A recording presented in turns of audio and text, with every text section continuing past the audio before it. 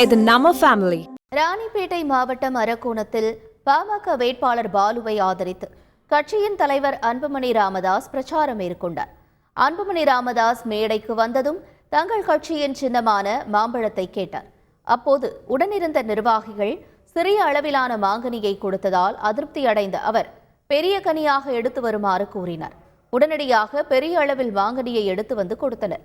பின்னர் அந்த கனியை பொதுமக்களிடம் காண்பித்து மாம்பழம் சின்னத்தில் வாக்களிக்குமாறு அவர் கேட்டுக்கொண்டார்.